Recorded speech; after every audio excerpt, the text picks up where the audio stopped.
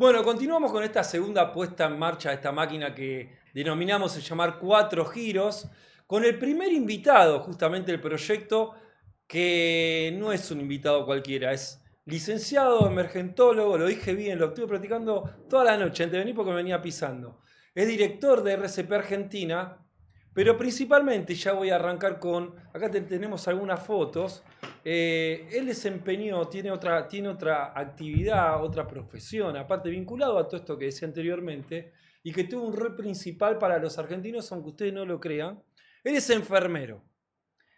Y en abril de 2004, si no recuerdo mal, te viene esta persona, la voy a mostrar en cámara, te llega o te dicen, vos lo tenés que cuidar. Estamos hablando de Diego Armando Maradona. Este día, Diego estaba viendo un partido de Boca en el palco, creo que juega con Nueva Chicago. Después va a comer un asado en Ezeiza y es hospitalizado de urgencia por una afección cardíaca, pero también por diferentes afecciones vinculadas a sus adicciones. Primero agradecerte que hayas venido a compartir estos inicios con nosotros y a compartir aquella experiencia. Vos eras enfermero y te designan por la empresa en la cual te desempeñabas que vayas al neuropsiquiátrico de Parque del Luar a cuidar a un paciente especial. ¿Sabías quién era? Sí, sabía porque yo trabajaba en esa empresa y fue un acontecimiento la internación de Diego ahí. La gente va a recordar, para ponerla en contexto, eh, Santa Fe Porredón, Sí, la claro. empresa Swiss Medical, era un santuario lleno de gente pegando fotos, cosas en la clínica. Diego muy grave, llegó a estar hasta con respirador en ese momento. Eh, y después de la internación y después del alta, la familia, a través de una figura legal de ese momento que se llamaba curatela, Sí, claro. que hoy no existe, No pero en ese existe. En ese momento momento, la familia tenía la potestad ante un paciente que tiene una patología psiquiátrica, sea por la causa que sea, de tener justamente esa potestad para decirle, vamos a internarte. exacto. Y lo internan en el neuropsiquiátrico de Parque Leluar, El Parque Leloa. ¿sí? En la clínica psiquiátrica. Y bueno, me designan. Yo a Diego no lo trasladé, lo esperé en el lugar.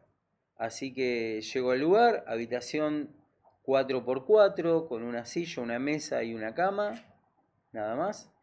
Y bueno, lo esperé como 2 horas, iba recibiendo los partes. Y Diego llega en una ambulancia, dormido. Llega dormido, Llega dormido, llega sedado. sedado. Imagínate, no contra su voluntad. Claro. O sea, la figura legal estaba todo bien, pero a él nunca le preguntaron. Él estaba en la clínica y de repente se despierta en el neuropsiquiátrico. Diego, ya sabemos, ¿Cuál fue la reacción? Porque sabemos que era un animal salvaje con el respeto digo, que merece Diego, que fue, por lo menos en lo personal, uno de los próceres de nuestro país, por lo menos que tuvimos la suerte de vivirlo. Digo, ¿cómo era? Porque a Diego nadie le decía que no, pero de no, repente estaba encerrado. y se despertó y se levantó y se quería ir. Así de simple. Este, y quiénes éramos nosotros para tenerlo ahí? ¿A quién había matado? Para estar en esa posilga. Él decía que era Sí, lo dijo en una, un programa de Susana Jiménez, me acuerdo. que era una posilga.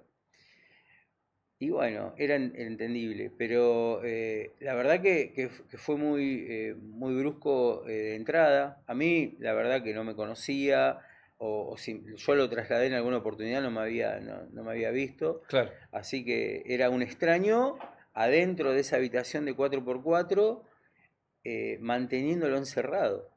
Yo siempre digo que es como cuidar a un león enjaulado, pero del lado de adentro Vos te decía un animal salvaje. del lado de adentro de la jaula. ¿Sí? ¿Cómo era? Porque ponele, vos le tenías que dar la medicación, lo tenías que por ahí alimentar o hacer otro tipo de asistencia. Cuando llegaba el momento y veías ese león indomable, ¿cómo hacías? Sí, ten en cuenta que era un contexto de un tratamiento contra el consumo problemático que tenía Diego, el tema de adicciones, así que eso potenciaba todo, porque no era simplemente alguien que se quería ir, era alguien que tenía abstinencia, ¿sí? A lo que él consumía. Él me decía que era como tener sed. Tener Como sed. tener sed. Sí, me lo explicó así, que era tener sed y no lo podés controlar y tu cuerpo te pide, y bueno, era ese contexto.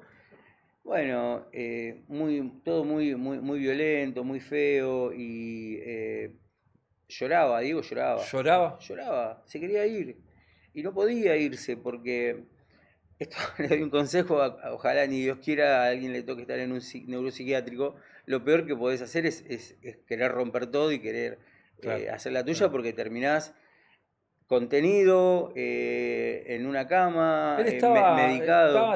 atado, me acuerdo que algo habías contado, lo contás Sí, en tu libro, En el esto, infierno con Dios. la verdad que decir que Diego estuvo atado es horrible, pero Es la cruda realidad y es el lamentablemente, tratamiento que se claro. le hace a una persona que atenta contra sí mismo, porque si a mí Diego se me cae de la cama y se rompe la cabeza, así que nosotros desde la salud lo contenemos al paciente con unas manoplas que tienen algodón, que no se va a lastimar, pero está atado Es decir, y en medicado. el estado de ira, lo que querés decir, en el estado de ira de Diego, atentaba contra su propia vida. Y sí, porque se autoagredía y se iba a lastimar. Así que el tratamiento era medicarlo, sedarlo y contenerlo. ¿Eh? Se despertaba y no se podía, y Claro, estaba se terminaba atado. llorando. Te pedía por favor que lo dejes ir al baño. ¿Y qué más expresaba cuando se angustiaba? Digo, ¿qué pedía o a quién quería con él? Primero era todo bronca. Imagínate la personalidad de Diego. Era el mismo que insultaba a miles de italianos Sí, claro, la que nos final con silbaban el Alemania. himno.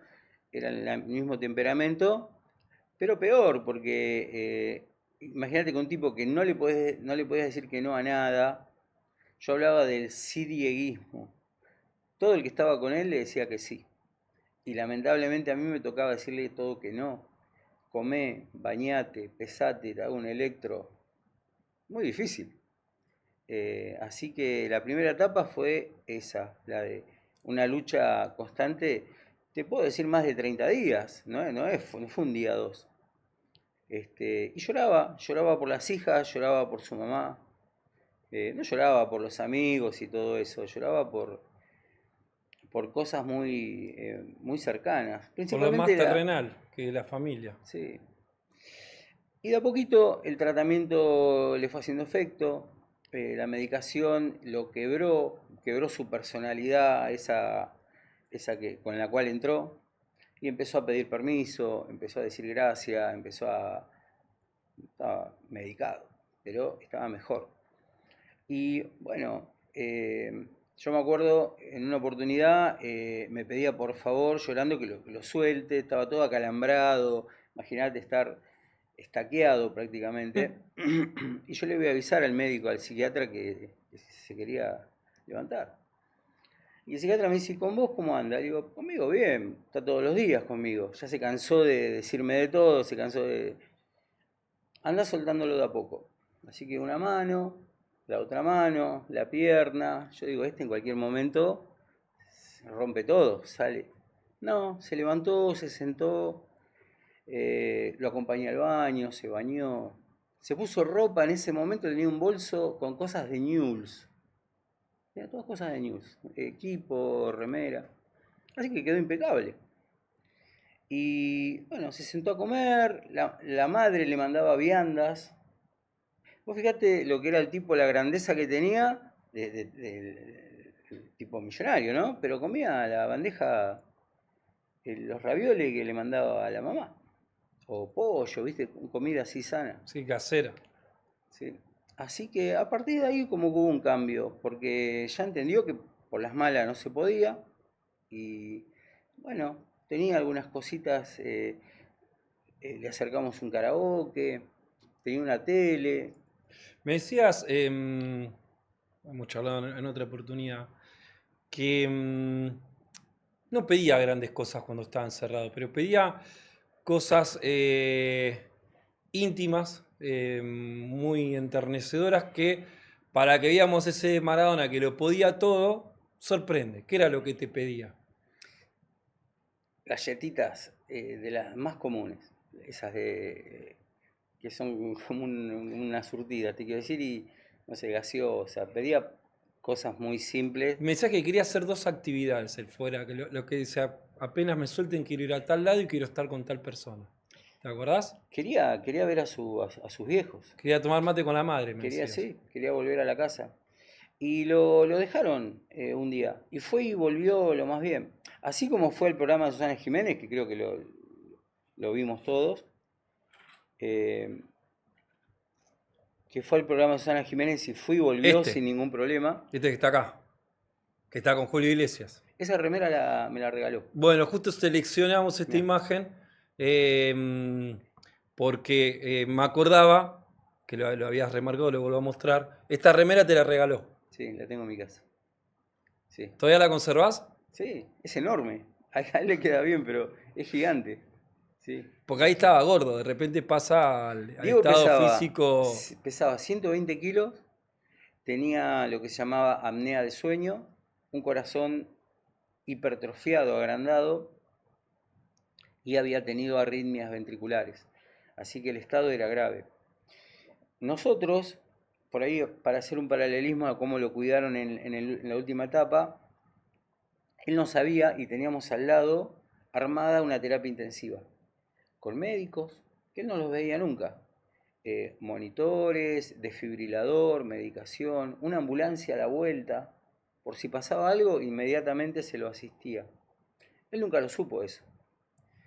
Así que yo estaba con él, era la cara visible que él veía y veía a los médicos, los psiquiatras que lo venían a ver. Algunos los fletaba porque donde le caías medio pesado, medio de cargosearlo, ya no le gustaba. Pero tenía todo armado alrededor, una terapia intensiva por si le pasaba algo. Vos fíjate lo distinto que fue en esta etapa, la última, donde él bueno, digo, la muerte fue un edema agudo de pulmón, que el edema agudo de pulmón es una enfermedad progresiva que te va, eh, en 20 días te morís de un edema agudo de pulmón, Claro, no claro, en 10 claro, minutos. claro. Se te van hinchando los pies, te cuesta respirar, la cara hinchada, empezás a tener, el paciente no quiere comer porque si no puede respirar, menos comer. Y en esos 20 días no lo vio nadie. Eso te iba a preguntar. Acá tengo una tercera imagen. La veo recién y es dolorosa porque, a ver, en el caso de nosotros que somos más chicos que él, sabíamos que en algún momento iba a pasar, pero no tan temprano. Vos hablabas de la afección que tenía cuando vos eras el enfermero, que era prácticamente similar a la que tuvo en el momento que muere. Sí, ¿Era curable? ¿Era por lo menos mantenible en el tiempo? sí. La insuficiencia cardíaca hoy ya es una enfermedad crónica. Hay miles de personas que viven con esa enfermedad, y con un tratamiento médico de pastillas, de diuréticos, de ese tipo de medicación, se vive normalmente. Es más, si hay algún tipo de descompensación, que ya te digo, se te hinchan los pies, querés ir al baño y volvés medio agitado, se te evalúa con un médico, a lo sumo terminás 2 días internado, te sacan líquido, te compensan y volvés. Pero para morir de un edema agudo de pulmón solo en tu casa, tiene que haber estado bajo un abandono de varios días. Eso es lo que a mí me cuesta entender cómo profesionales de la salud dejaron que pase eso. Es, no me entra. ¿Lo crees negligencia o por alguna otra razón que en el análisis te excede? Para mí pasaron dos cosas. O fue totalmente a propósito, o los que lo cuidaban eran personas totalmente ineptas, que no se daban cuenta de un estado. Porque vos, cuando iniciás el día, empezás con el control de signos vitales. Yo te tomo la frecuencia cardíaca, la presión, te mido el oxígeno en sangre y ya tengo cómo estás. Claro. Todos los días y hasta 2, 3 veces por turno. Es lo único que tenés que hacer. Estás cuidando a Maradona. No es que tenés 80 personas para cuidar. Y que se les haya pasado, no sé, no va contra el tratamiento, contra el protocolo de cuidar a un paciente. Te voy a compartir algo, porque estuviste varios meses, por ahí no el tiempo suficiente para conocer de toda una persona, pero el contexto, por lo menos desde afuera, da a interpretar que sí, que lo conociste bastante. Hay un análisis que hace Ernesto Cherkis Vialo, sobre los diferentes Maradona. Ujú. Yo voy a poner un poquito para ver si se escucha ahí. ¿Cuál? ¿Usted cree, Marcelo, que hay un Maradona? Yo creo que hay muchos. Hay por lo menos 8 o 9 Maradonas. Hay un Maradona que jugó al fútbol, hay un Maradona que alcanzó la celebridad, hay un Maradona hijo que murió cuando murieron sus padres, hay un Maradona padre que se reinventa cada día, hay un Maradona amigo que va recambiando amistad, hay un Maradona afectivo y hay un Maradona sublime, hay un Maradona abyecto y hay un Maradona fenomenal, hay un Maradona... Lo paro. ¿Qué Maradona conociste vos? A mí me tocó el peor Maradona, por lo menos en su estado de salud. ¿Y a nivel personal? Y también el que estaba más afectado por el tema del consumo. Así que yo si tengo que definir el momento, eh, yo estuve en el peor momento de Diego, de su vida personal y su salud. Así que estuve en las malas. Yo a veces escucho personas que estuvieron en momentos lindos de Diego, los compañeros, los que estuvieron con él. Yo estuve en las malas, en la peor, porque en salud estaba muy mal, en el tema consumo estaba muy mal, y encima estábamos adentro de un psiquiátrico, adentro de una pieza Claro. que era, tenía razón, era posible, era una piecita que ni ventana tenía, porque en los psiquiátricos la ventana no, no existen, No digamos. existen, claro. Por último te voy a preguntar, yo no sé, ahí lo vuelvo a mostrar. Este Bien, Maradona era en la clínica, ¿no? ese estaba cuando entró. Cuando entró.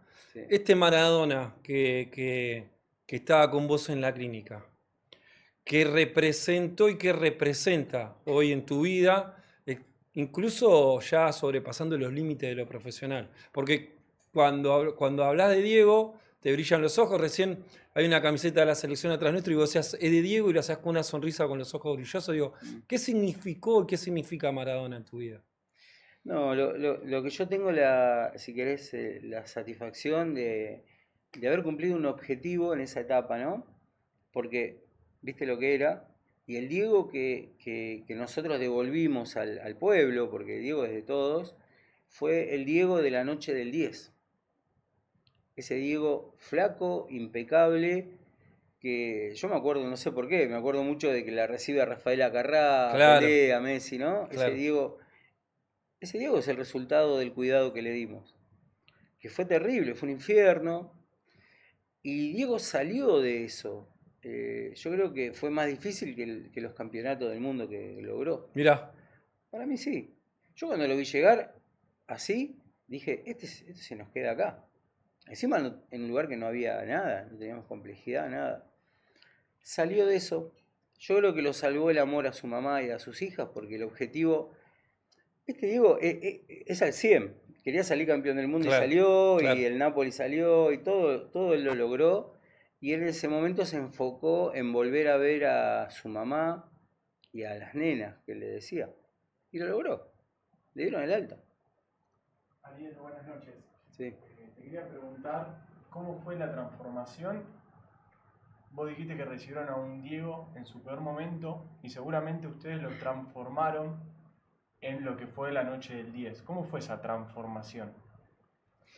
Fue muy difícil y la verdad que fue un mérito de él prácticamente, porque nosotros lo único que hacíamos era que cumpla el protocolo de tratamiento, medicarlo a la fuerza y después que coma sano, pesarlo todos los días, que se haga un electro, cuidarlo, ¿no? Pero él primero no quería, no aceptaba el tratamiento porque él no entendía que lo que a él le pasaba, sobre todo lo que era la adicción, sea algo malo.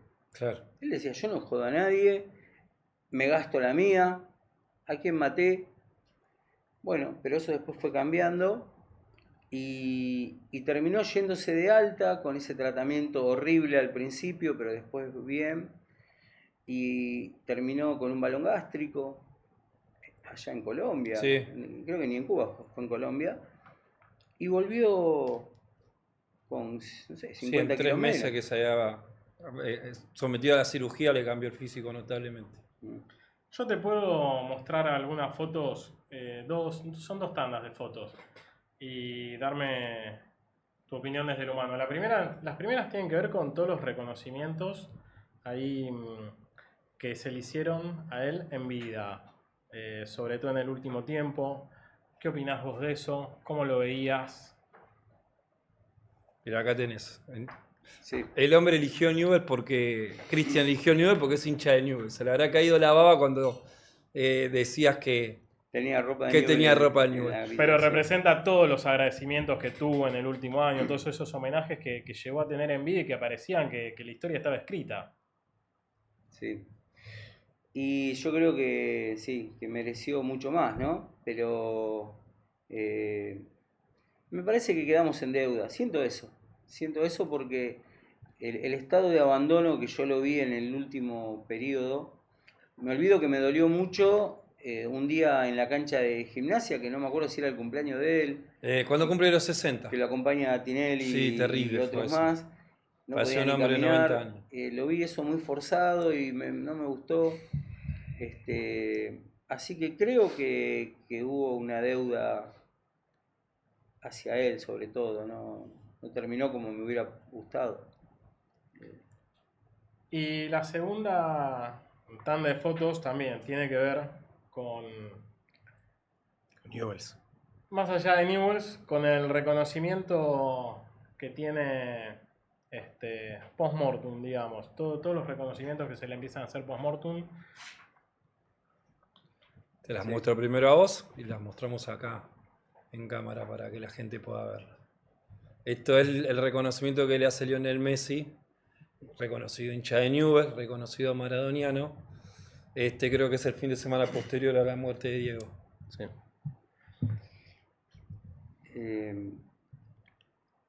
No, se me vienen cosas. Me parece muy bien. Lo que me vino a la cabeza es que el compromiso que tenía Diego con la sociedad no lo tuvo ninguno. ¿En serio? Ni Lionel, ni el resto de la selección. Yo creo que Diego hoy hablaría de lo que le pasa a los jubilados, por ejemplo. Siempre lo hizo, claro. Hablaría de la situación social. Ese compromiso no lo veo en el resto. No digo que esté mal, porque por ahí no tienen por qué meterse, Claro. pero ahí estaba la diferencia. Cuando a alguno le dicen, ¿y quién era más grande? Esas cosas, Diego tenía ese plus. Claro, lo trataba de evitar.